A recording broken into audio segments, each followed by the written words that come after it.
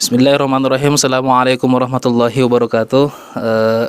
Sahabat jendela dunia, jendela dunia.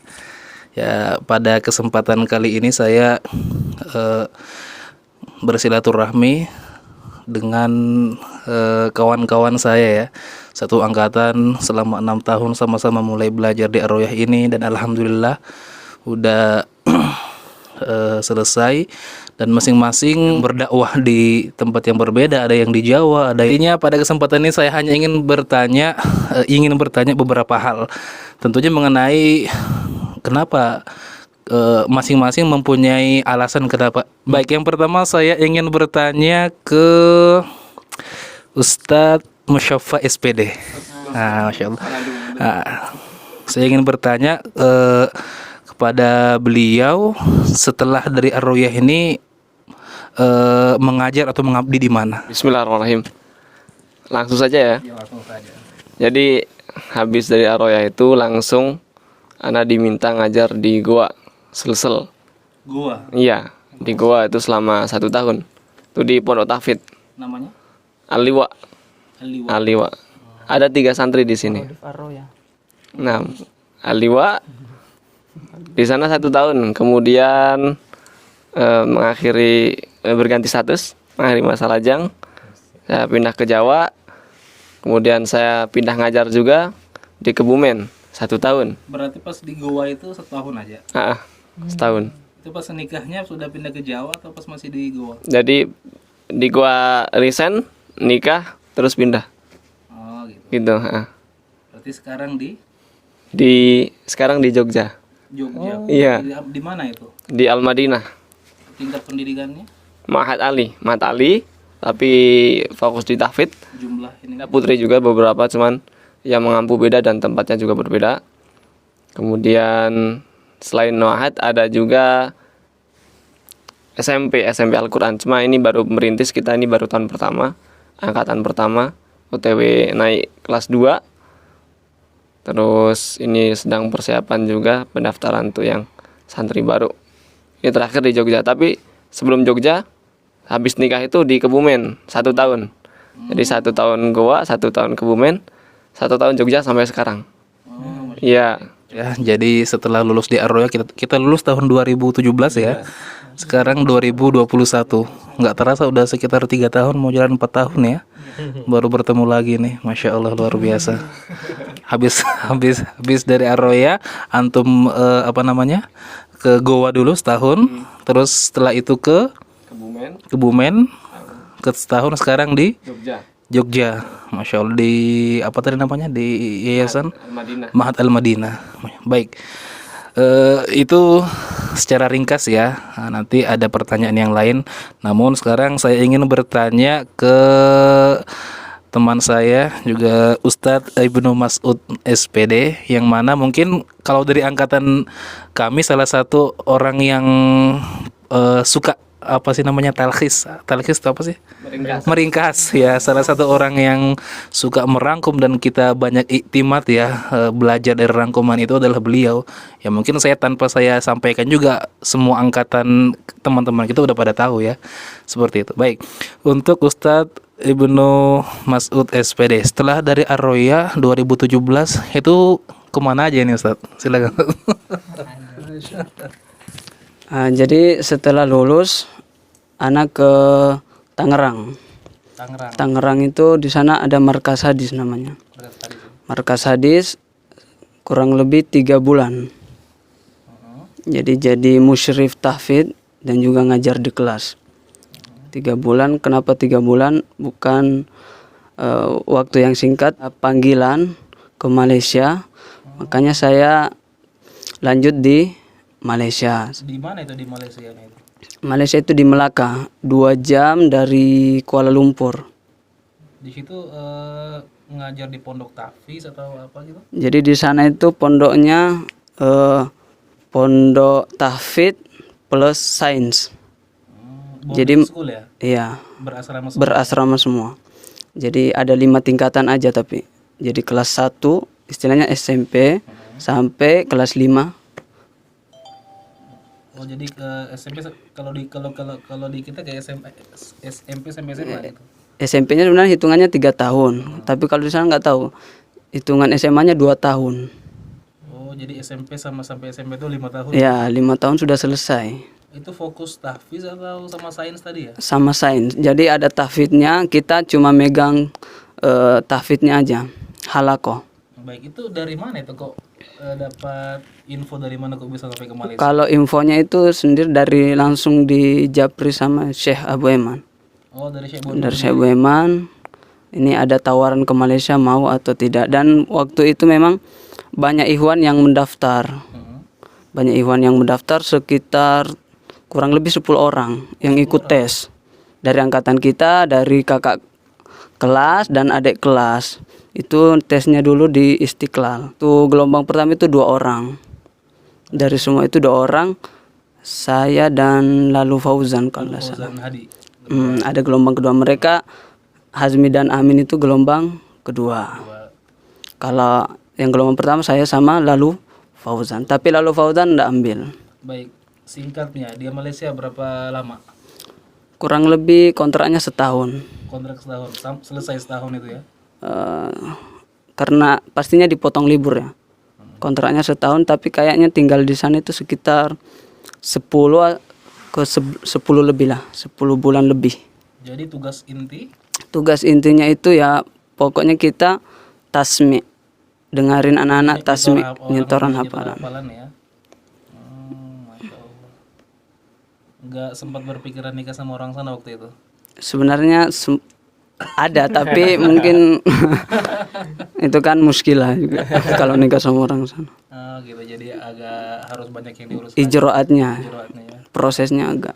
Prosesnya baik, cukup dulu. Roya di Tangerang, kemudian ke Malaysia setahun. Kita belum tanya setelah dari Malaysia kemana ya.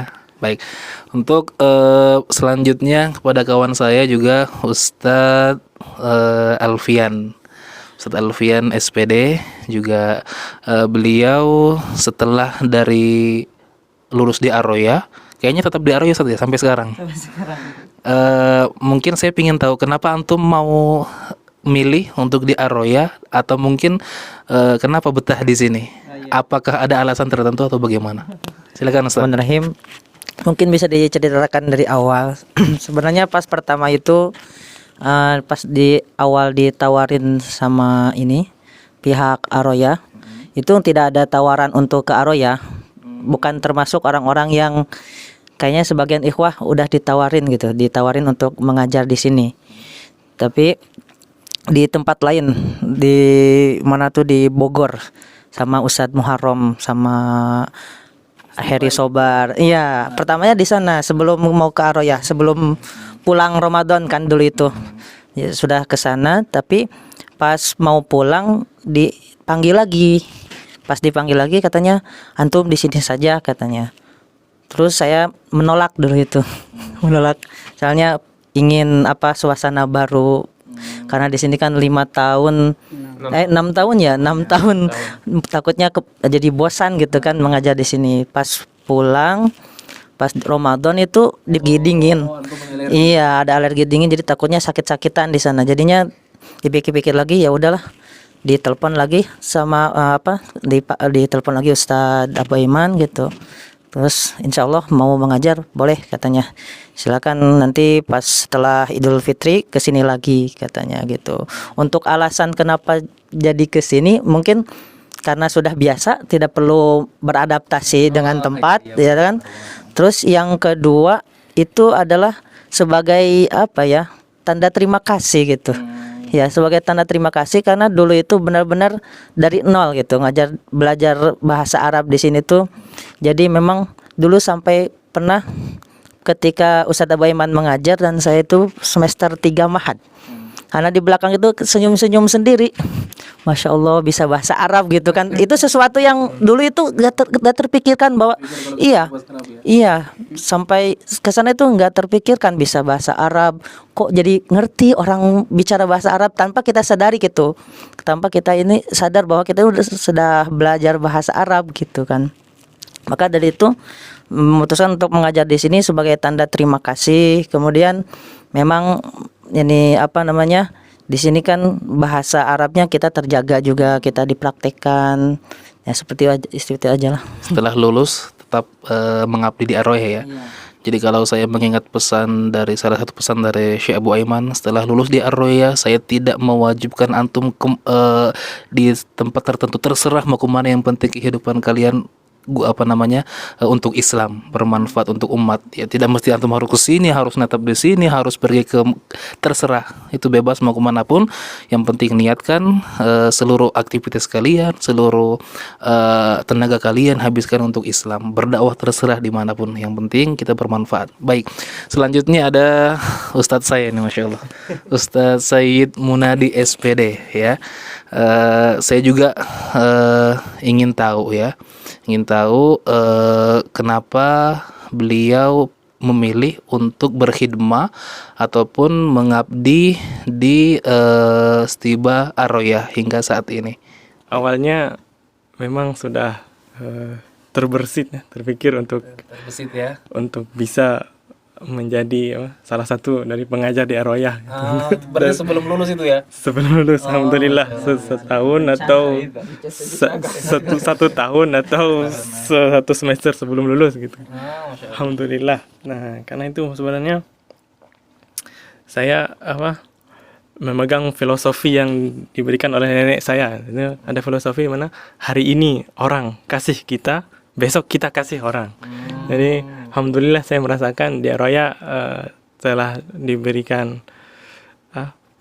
ilmu, berikan buku dan lain sebagainya. Mungkin setelah lulus itulah saya merasa mewajibkan diri saya untuk bisa memberikan sesuatu kepada Ar-Royah gitu. Jadi mungkin inilah pengabdian saya, bisa diterima Ar-Royah dan bisa mengembangkan ilmu saya juga. Karena secara teoritis saya sudah belajar di Ar-Royah, dan selama saya menjadi santri, saya juga melihat di Ar-Royah itu ada namanya ilmu praktis. Jadi apapun yang dipraktekkan akan ada kritik dan saran dari ustadz-ustadz yang lebih senior kepada ustadz-ustadz yang lebih junior. Dan alhamdulillah saya telah mengalami itu ya. Ketika junior itu dulu banyak masukan dan saran dari beberapa ustadz bagaimana cara mengajar bahasa Arab yang benar, bagaimana mendidik anak-anak santri yang baru.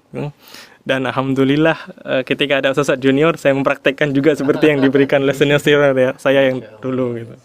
Alhamdulillah. Ya, tadi sebenarnya yang beliau maksudkan ada senior dan junior. Ya, artinya yang senior, yang junior itu yang maksudnya yang baru, yang senior yang sudah beberapa tahun. Ya, kalau mungkin kita di sini sebenarnya kita nggak pakai senioritas ya. Kita semua sama. Jadi yang maksud beliau itu yang senior ya baru beberapa tahun baru masuk, junior baru butuh ustadz baru gitu maksud beliau. Pengalamannya ya masih sedikit. Ya, yang kalau sudah ngajar beberapa tahun ya udah ini ya. Baik, tadi sore tadi ya ketika saya di mobil sama Ustadz Ibnu Masud ke luar, saya lihat kayaknya beliau lagi kuliah ini. Saya nggak tahu ini kuliah di mana ini. Benar kuliah di mana nih, Mas? Ya, Ustadz. Nggak apa, saya ingin tahu antum kuliah di mana nih? Kuliah S2 di mana? Baru kuliah atau jurusannya apa? Karena saya sebelumnya belum tahu, nggak apa. Jadi sebenarnya itu dulu saya masih ingat nasihat-nasihat dari Syekh Abu Aiman, Syekh Soleh. Ya, nasihat itu ya jangan putus untuk sekolah. Maksudnya di sini baik itu secara formal dan non formal. Nah, sekarang kan dari 2017 belum pernah istilahnya belajar lagi. Maksudnya secara formalnya karena ya itu tadi ada urusan-urusan. Akhirnya kemarin juga belum terfikir, cuman anak berpikir lagi, anak musyawarah sama keluarga ya kan, didukung, dan setelah itu istikharah, insya Allah ini yang terbaik, anak lanjutkan. Meskipun sebenarnya saya lebih tertarik dengan yang non formal, tapi kan namanya kita tidak tahu ya di mana aja kita bisa mengambil faidah gitu. Kita niatkan aja nuntut ilmu. Jadi kan kalau sebenarnya kebanyakan orang itu mau belajar untuk ngejar ijazahnya. Makanya saya dari awal berpikirnya itu lanjut S2 itu perang mujahadahnya itu di situ, di niat saya. saya ini kuliah untuk apa gitu. Jadi dari awal memang saya desain apapun yang sudah niat dari awal, saya tidak bakalan goib. Saya tidak bakalan goib seperti itu. Saya tidak bakalan goib dan saya tidak bakalan, kalau ada tugas saya tidak bakalan sia-siain. Jadi karena saya nasihat dari ustadz saya itu gini, antum lakukan segala sesuatunya itu karena Allah, maka apapun penilaian orang, mau tugasmu itu dinilai, mau tugasmu itu dihargai, mau dibaca atau tidak, ketika antum mengerjakan tugas itu memang niatnya untuk menghargai guru dan untuk antum istifadah, maka itu tidak ngefek kita tugas itu dinilai atau tidak dinilai, yang penting kita sudah melaksanakan. Jadi istilahnya seperti ini. Jadi kalau kita masih berharap tugas itu dinilai, nilainya bagaimana, berarti itu seakan-akan masih ada niat-niat yang kurang ikhlas, masih diperbaiki, belum terlalu murni. Saya selalu ibaratkan seperti ini. Kalau misalnya ada tamu yang datang, kita siapkan makanan, ya kan? Kalau tamunya tidak datang, kalau kita kecewa, padahal kita sudah capek-capek bersihin rumah, nyiapin semuanya, tiba-tiba afwan ada muskilah, tiba-tiba dibatalin gitu. Kalau kecewa berarti kita nyediain makanan ini untuk tamu itu, bukan untuk Allah. Jadi maksud saya seperti itu, biar lebih gampang. Jadi ketika kita nyiapin ini, orang datang tidak datang, dimakan tidak dimakan, dihargai tidak dihargai, itu bukan urusan kita, ndak usah kecewa. Jadi itu sudah kita lakukan ikramud dhaif. Itu namanya ikramud dhaif, karena yang di hadis juga memerintahkan seperti itu. Jadi kalau sudah kita itu niatkan untuk Allah, apapun konsekuensinya itu, selagi itu bukan dari kita, ya, itu tentunya sudah berpahala, ya kan? Faqad waqa'a ajruhu 'ala Allah, summa yudrikuhul maut faqad waqa'a, belum sampai di hijrah tapi sudah meninggal, faqad waqa'a. Jadi seperti itu. Bahkan kita malah bisa bersyukur, kita makanan itu bisa dibagi-bagikan kepada orang yang lebih butuh lagi, bisa nambah pahala lagi, pahala ikramud dhaifnya dapat, kemudian bisa nambah pahala yang lain. Tapi kan sebagian kita, wah saya sudah capek, tiba-tiba dibatalin. Berarti ada sesuatu di situ. Maksudnya seperti itu aja. Kalau jadi kerjain tugas, saran saya bagi siapapun, kerjain tugas itu ndak usah nunggu nanti nilai saya berapa. Itu kan dulu yang namanya anak-anak ya, pasti mau nilai. Tapi sekarang kita lebih dewasa. Kita kuliah di sini, bagaimana kita meskipun online itu kita menghargai dosen kita. Jangan sampai kita jangan cuma hadir, nyalain, hadir terus tidak perhatiin. Jadi saya apapun tugas itu saya usahakan maksimal. Saya misalnya tugas ini, saya usahakan maksimal untuk mengerjakan tugas tanpa harus berharap natijah. Ya, kalau universitasnya kan IAIN Surakarta. Ya, Berarti baru masuk ya? Baru masuk. Baru mulai. Lancar ya. Memang 2 tahun sebenarnya nggak terasa S2 itu. Ya, 2 tahun yang sangat ringkas sekali, masya Allah. Beliau juga Ibnu Mas'ud ini yang kalau belajar luar biasa ya. Satu-satunya dulu saya pingin ngalahkan dari segi nilai di kelas, nggak pernah menang. dari semester pertama sampai terakhir selalu posisi nilai saya tuh di bawah beliau, meskipun sebenarnya kita sebenarnya nggak apa namanya, bukan itu yang dikejar ya, cuman ya kita hanya sebagai motivasi ya, sebagai motivasi. Baik,